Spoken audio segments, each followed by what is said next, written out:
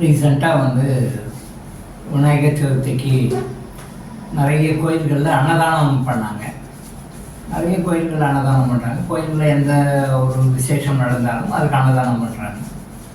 But அன்னதானம் அப்படின்னா என்னன்னு தெரியாமல் அன்னதானம் பண்ணிட்டு இருக்காங்க. அன்னதானம் அப்படின்னு சொல்லும் பொழுது அது யாருக்கு கொடுக்கணும்னா, ஒரு வேளை அன்னத்துக்கே கஷ்டப்படுகிறவர்கள், 2 வேளை அன்னத்துக்கே கஷ்டப்படுகிறவர்கள், யார் சாப்பிட இல்லாமல் கஷ்டத்தில் இருக்காங்களோ அவங்களுக்கு தான் அந்த நாளையாவது அவர்களை நினச்சி அவங்களுக்கு அன்னதானம் கொடுக்கணும். ஆனால் மாறா என்ன நடக்குது அப்படின்னா, அந்த கோயில் சம்மந்தப்பட்ட நிர்வாகிகள், அந்த கோயில் சம்மந்தப்பட்ட ஊழியர்கள், அந்த கோயில் சம்மந்தப்பட்ட நிர்வாகிகளினுடைய உறவினர்கள் அப்படின்னு சொல்லிட்டு அந்த அன்னதானத்தில் உட்கார எல்லா பந்திலையும் உட்காரவங்க அந்த வசதியானவங்க தான் உட்காடுறாங்க. ஒரு 1000 பேர் சாப்பிட்றாங்கன்னா அதில் ஒரு உண்மையிலேயே சாப்பாட்டுக்கு வழி இல்லாமல் கஷ்டப்படுறவங்க 100 பேர் தான் இருக்காங்க. மற்றும் 900 பேர் என்ன பண்ணுறாங்கன்னா எல்லாமே நல்ல வெல் டு டூ ஃபேமிலிஸ் தான். அடுத்த வேலை சாப்பாட்டை பற்றி யோசிக்காதவங்க, அடுத்த வேலை சாப்பாட்டுக்காக கவலைப்படாதவங்க, அடுத்த வேலை சாப்பாட்டுக்காக டென்ஷன் ஆகாதவங்க தான் அந்த இதை சாப்பிட்றாங்க. என்னென்னா, அன்னைக்கு அவங்க வீட்டில் சமையல் செய்கிறது இல்லை, எல்லார் வீட்லையும் சமைப்பாங்க. அன்னைக்கு அன்னதானம் என்ன கொடுக்குறாங்களோ அன்னைக்கு எல்லாருடைய வீட்லையும் கிட்டத்தட்ட அந்த 500 ஃபேமிலிஸ் வீட்லேயும் யாரும் அன்னதானம் நடக்கிற அன்னைக்கு சமையல் செய்கிறது இல்லை. அவங்க வீட்டில் சாப்பிட்றதுக்கு பதிலாக இங்கே சாப்பிடுகிறாங்க. இது அன்னதானத்தினுடைய நோக்கத்தை தவறாக நாம் புரிந்து கொண்டு செயல்படுவோம். இதனால் எந்த பிரயோஜனமும் கிடையாது, யாருக்கும் எந்த பெனிஃபிட்டும் கிடைக்காது. ஸோ அன்னதானம்னா என்ன அப்படின்னா, சாப்பாட்டுக்கே கஷ்டப்படுகின்ற வறிய ஏழைகளுக்கு உணவு கொடுப்பது. அன்னைக்கு அவங்களெல்லாம் இன்வைட் பண்ணி அந்த இடத்துல எங்கே ஒரு செலிப்ரேஷன் பண்ணுறாங்களோ அந்த இடத்துல அவங்கள இன்வைட் பண்ணி அவங்களுக்கு வயிறார சாப்பாடு போடுவது தான் அன்னதானத்துடைய உண்மையான நோக்கம். இருக்கிறவங்க கூப்பிட்டு சாப்பாடு போடுறதோ, கோயில் நிர்வாகிகளோ, கோயில் நிர்வாகத்தினருடைய குடும்பத்தினர், சொந்தக்காரங்க, பந்தக்காரங்க, அவங்களுக்கு வேண்டப்பட்டவங்க, அந்த கோயிலில் கடைகள் மற்ற சொத்துக்களை அனுபவிச்சுட்டு இருக்கிறவங்க, இந்த மாதிரி அந்த கோயில் சம்மந்தப்பட்ட வறுமைன்னா என்னன்னு தெரியாத மக்கள் தான் அங்கே உட்காந்து சாப்பிட்றாங்க. இது முழுக்க முழுக்க தவறான விஷயம். இதை மாற்றிக்கொள்ள இது நிறைய இடத்துல, எல்லா இடத்துலையும் இப்படி தான் நடக்குது. எல்லா மதங்களையுமே இது இருக்குது. அவங்கவுங்க ஃபெஸ்டிவல் டைமில் இப்படி தான் பண்ணுறாங்க. அதே மாதிரி ஹிந்து ஃபெஸ்டிவல்ஸ்லேயும் எல்லாத்துலேயும் இப்போ ரீசெண்டாக ஒரு 2-3 மந்த்ஸாக நோட் பண்ணால் எல்லாம் அப்படி தான் பண்ணுறாங்க. தவறு. அவங்கவுங்க வீட்டில் வசதிகள் அவங்க வீட்டில் சாப்பிடுங்க, அது எந்த விதத்துலையும் தப்பு கிடையாது. ஆனால் அன்னதானம்ன்ற பேரில் நீங்களாம் வீட்டில் சமைக்காமல், வீட்டில் எந்த குக்கிங்கெல்லாம் எதுவும் பண்ணாமல் அன்றைக்கி ரெஸ்ட் எடுத்துகிட்டு ஹோட்டலில் சாப்பிட்ற மாதிரி நினச்சிக்கிட்டு அங்கேயே வெரைட்டிஸ் ஆஃப் ரைஸ் எல்லாம் போட்டு சாப்பிட்றது தவறான இது. இது முன்னோர்கள் எதுக்காக அன்னதானம் சொன்னாங்க, எதுக்காக அன்னதானம் செய்ய சொன்னாங்க, பர்பஸை மீறி தவறாக புரிந்து கொள்ளப்பட்டு செயல்படுறாங்க. 1. 2வது, அன்னதானம் அப்படின்னா இப்போது ட்ரெண்டு எப்படி வந்துருச்சுன்னா, வெரைட்டி ரைஸ் கொடுக்க ஆரம்பிச்சிட்டாங்க. அன்னதானம்னா அப்போ எல்லாம் ஆடி மாதத்தில், சித்திரை மாதங்களில் கூழ் ஊற்றுவாங்க.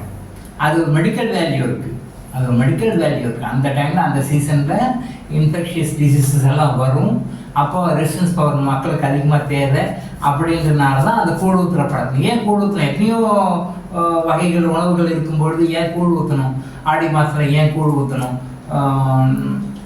சித்திரை மாதத்தில் சம்மர் சீசனில் ஏன் கூழ் ஊற்றணும்? எல்லாம் ஒரு ஆன்மீகத்தில் ட்ரெடிஷ்னலாக சொல்லிட்டாங்க. அப்படிப்படி எல்லாமே சயின்டிஃபிக் ரீசன்ஸ் இருக்குது. அந்த டைமில் கூழ் குடிக்கணும். அந்த டைமில் கூழ் குடித்தோம் அப்படின்னு சொன்னால் பாடி ரெசிஸ்டன்ஸ் பவர் அதிகமாகும். அந்த டைமில் நமக்கு வருகின்ற பருவகால நோய்களை தடுக்கும், நோய்களை தடுக்கும், வந்தாலும் குணப்படுத்தும். அந்த ஒரு மருத்துவ குணம் கூழுக்கு இருக்கின்ற காரணத்தினால்தான் கூழ் ஊற்றுனாங்க. பட் இன்னைக்கு கூழ் ஊற்றுறதுக்கு பதில் வெஜிடபிள் ரைஸ் கொடுக்குறாங்க, வெஜிடபிள் பிரியாணி கொடுக்குறாங்க, தயிர் சாதம் கொடுக்குறாங்க, வெரைட்டி ரைஸ் கொடுக்குறாங்க. கோயிலில் அன்னதானம்ன்ற பேரில் இதையெல்லாம் கொடுக்குறாங்க. இதெல்லாம் தவறு. அப்போ என்ன கொடுக்கணும்? சாதாரணமாக ஒரு உணவு, அதுக்கு ஒரு நம்ம சொல்கிறோம் இல்லையா, குழம்பு, சாம்பார் சொல்லி அந்த மாதிரி கொலைடர் ஃபார்மில் இருக்கணும் சாப்பாடு. நீங்கள் நெய்வேத்தியம் வைக்கிற கோயில்களில் நைவேத்தியம் வைக்கும்போது இந்த மாதிரி கொலட்ரல் ஃபார்மில் தான் வைப்பாங்க. ஏன்னா அந்த கொலட்ரல் ஃபார்மில், அதாவது நல்ல கொடகொடப்பாக இருக்கிற உணவு தான் வந்து ஜீரண மண்டலத்துக்கு சரியாக போய் அதில் இருக்கிற சத்துக்கள் வந்து முழுமையாக உடலில் உறிஞ்சிடும். அதனால கோயிலில் கொடுக்குறது எல்லாமே வந்து கொலட்ரல் ஃபார்ம் தான் இருக்கும்.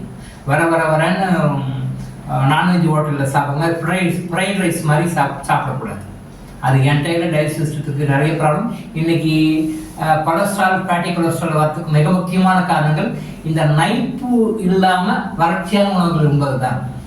நைப்பு இல்லாமல் வறட்சியான உணவுகள், அப்படியே ஃப்ரைட் ரைஸ் பார்த்தீங்கன்னா நான்வெஜ் ஹோட்டல்ஸில், நான்வெஜ் ரெஸ்டாரண்ட்ஸில் வந்து அப்படி வருமானு ஒரு சாதத்தோட ஒரு சாதம் ஒட்டாது. ஸோ அப்படி இருக்கிறது தான் நல்லா காஸ்ட்லி, அதான் நல்லது அப்படின்னு சொல்லிட்டு அதிகமாக காசு கொடுத்து வாங்குறாங்க. பட் அதனால தான் இந்த கொலஸ்ட்ரால் ப்ராப்ளம் எல்லாம் வர்றதுக்கு மிக முக்கியமான காரணமாக இருக்குது. டைஜஸ்டிவ் ப்ராப்ளம், கொலஸ்ட்ரால் ப்ராப்ளம் இதெல்லாம் வர்றதுக்கு மிக முக்கியமான காரணமாக இருக்குது. ஸோ எப்போ வந்து நீங்கள் எந்த கோயிலில் வந்து நீங்கள் அன்னதானம் இருந்தாலும் அந்த கூழ்மமாக இருக்கின்ற, கொடகொடப்பாக இருக்கின்றது தான் கொடுக்கணும்.